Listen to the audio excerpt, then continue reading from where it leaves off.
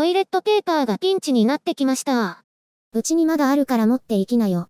なかなか買えないんですよ。多くないけど売ってますよ。値段は高いですけど。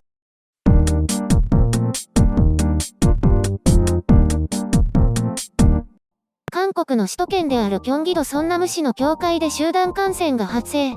100人余りが参加した礼拝で46人の感染者が確定しました。感染者はキョンギ道で41人、ソウル3人、インチョン2人とすでに首都圏の広範囲に広がっています。これは前回報じた政府庁舎の集団感染を超える規模で、首都圏ではコールセンターの124人に次ぐ規模の集団感染となりました。キョンギ道では宗教団体の代表者を集めて礼拝や集会を自粛するよう要請していたものの、この教会では3月1日と8日に日曜礼拝が行われました。平日の礼拝も行われたようです。100人中40人以上という高い比率での感染に至った原因の一つとして、スプレーによる信者の口への食塩水散布が挙げられています。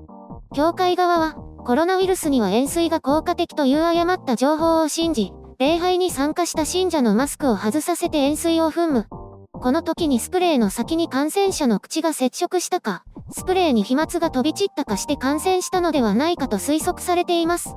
ソンナム市ではすでに信者と接触した近所の住人にまで感染が広がっていて、大規模な感染拡大につながるのではないかと懸念されています。近所の住民の話では、信者はマスクをつけることもなく、平日や早朝にも大きな叫び声を上げて礼拝していたそうです。また、テグなどの地方都市のナンバープレートをつけたタクシーも多数目撃されていて、全国的な感染拡大の可能性もあると考えられています。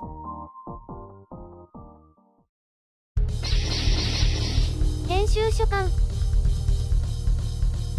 日本でも集団感染のニュースを耳にすると、非常に残念な気持ちになりますが、この韓国の教会による集団感染に関しては、別の意味で非常に残念です。どうして自治体の勧告を無視して礼拝を行ったのか、危険を冒してまでそうすることに何の意味があるのか、信仰を示す、家で祈るのとどう違うのか。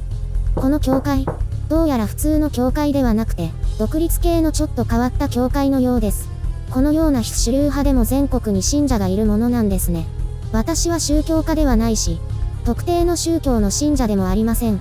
ただ、ある一つの価値観を全身全霊で信じて従うというのが理解できないわけではありません。スポーツチームへの愛情や政治理念、ある種の哲学などは類似したものがあると思います。絶対的普遍的な価値観を持つことで強い力が生まれることを多くの人が知っているでしょう。問題はそこに生じやすい盲信です。正しい方向に進んでいれば良いのですが、そうでなければ怪しい道に盲信してしまいます。この宗教団体では礼拝の絶対性を維持するために、世間では誰も信じないような食塩水の効果を信じて礼拝を強行することになったわけです。スポーツや政治でも、自分の信じる側を絶対的だと信じ、何かが起きれば相手を徹底的に批判する。公平公正に物事を見られなくなるということも起きるでしょう。彼らにもそれが起きていたということです。彼らには密閉空間に大勢が集まると危険であるという常識がどうしても受け入れられなかったわけです。盲信に陥らないためには自分の強い信念と世の中の新しい常識の間でうまく折り合いをつけ、それぞれが新しい価値観に修正しなければならない。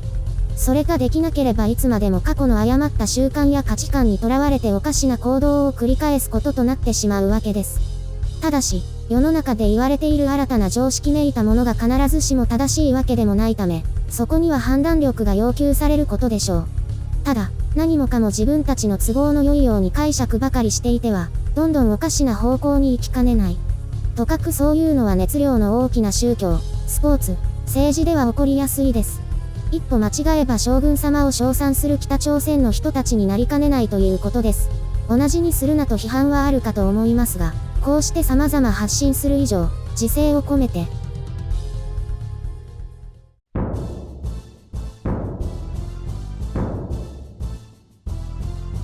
また集団感染。しかもこれは偶発的とは言えないものですよね。個人の身勝手なものも問題ですが、それが集団となると恐ろしいですね。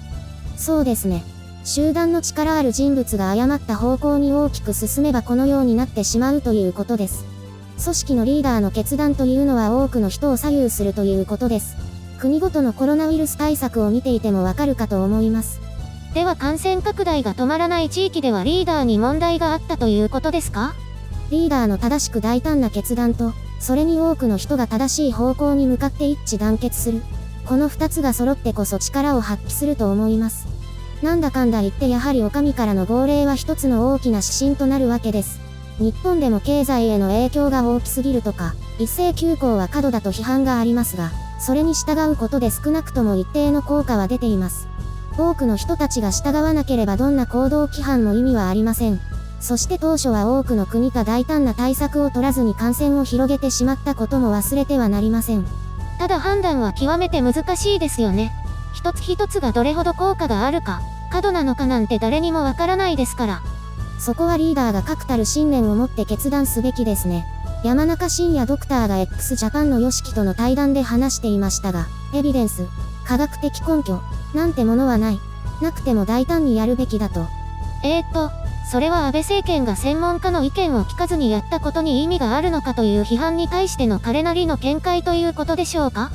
メディアや専門家などがエビデンスを求める一方で、初めてのことなのでエビデンスが出るまで待っていたら手遅れになると言い切ったわけです。いずれにせよ評価する方も判断が難しいですね。